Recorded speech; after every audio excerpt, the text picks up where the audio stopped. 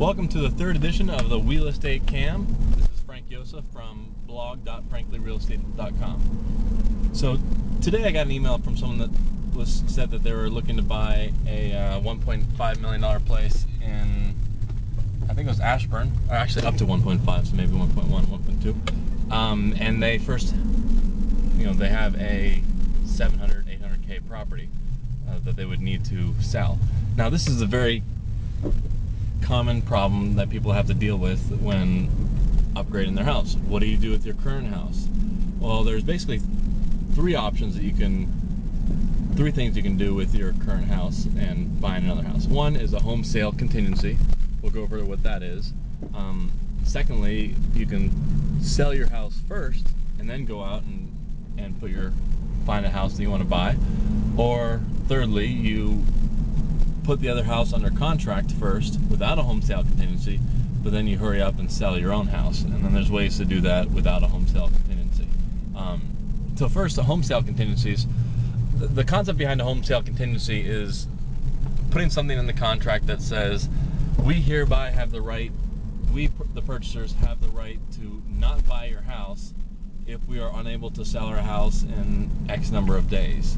It actually says we have to sell it within the number of days, and if you don't do it, then they have to give you notice saying, hey, are you gonna buy it or not? But basically, that's getting kind of technical. But basically, you're saying, I want to sell my house first, and I want to be able to get out of your contract.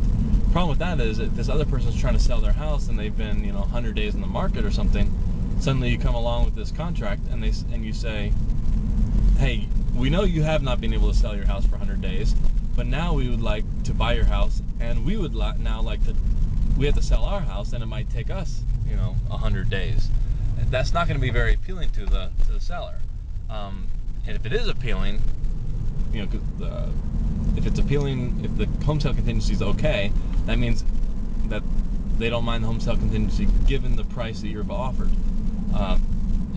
In a contract, there's two main elements to a contract: the price and the terms.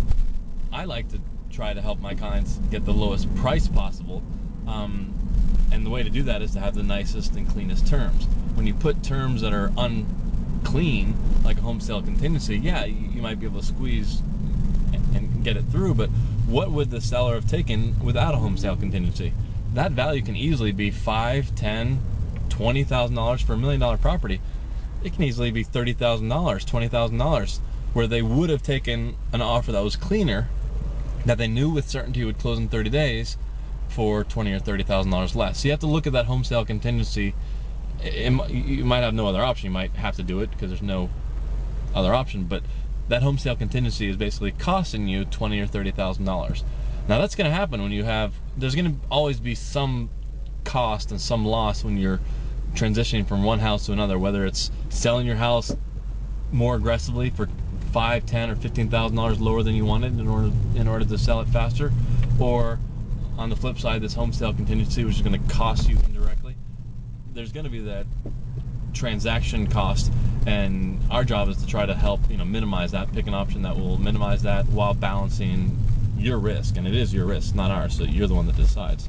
So you have the home sale contingency, which a lot of sellers won't like. I did some numbers, and I think it was about 100 out of 100 under contracts, I found maybe one home sale contingency, so it's very rare. Sometimes it's laughed at. Sometimes me as a listing agent, I might actually say, hey, I'm okay with the home sale contingency if you show me where you're selling the property, and if it's going to be aggressively priced. It's not the end of the world. So as a buyer agent, you might, if you do a home sale contingency, you would try to make it look as appealing as possible, saying, hey, we're buying this place in Ashburn, but our place in Vienna, the last 3 homes in this neighborhood sold for 20 days for this price, and look, we're going to sell it aggressively we're going to sell it aggressively for 5 or 10K lower than the last place, and my real estate agent has sold their last 3 houses in 1 or 2 weeks. Stuff like that might make them say, maybe we will give them a shot.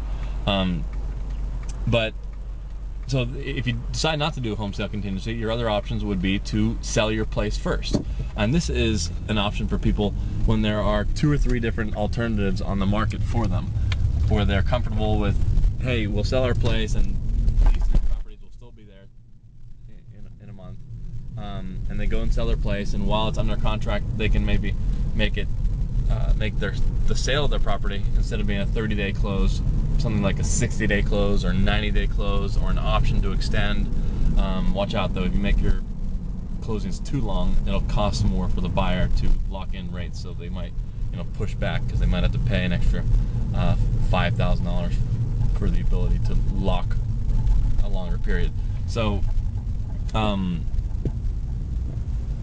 back to so you can sell your place first. The other option is to buy a place first. A little bit more risky, obviously. You get a place under contract and you do a 30, 60, or 90-day close. Again, watch out for the loan lock, which will cost you more money. But then you say, if you're confident enough that you'll be able to sell the house fast enough, you then purchase the house without a home sale contingency, and then you try and sell your house. Now, you should have some alternative financing in the event of a worst case scenario of not being able to sell it. Your realtor should be able to give you some sort of percentage chance odds of XYZ happening. There are some options like bridge loans, which you could talk to your lender about, that would talk to your lender before you put your house on the market, before you put in any offers on any other places. You might be able to get a short-term loan to cover you for that period. Sometimes there's a home equity line of credit option to suck out money so you can buy the other property, but that is less common now with the market crunch. But for the most part, everyone that we've done this with, there's never been a problem.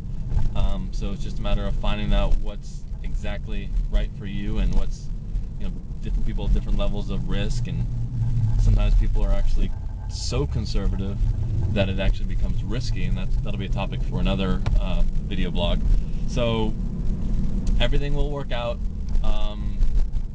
Look at all the facts, weigh all the different options, and I like trying to win properties for the lowest price possible by being aggressive on the terms. But there are some disadvantages to that. So hopefully you like this video post. If you go to youtube.franklyrealty.com, there's a button there that you can subscribe to future video posts, in case you want some infrequent, once a week type, maybe once a month, video postings on different topics that are sent to me via email. All right, thanks. Ciao.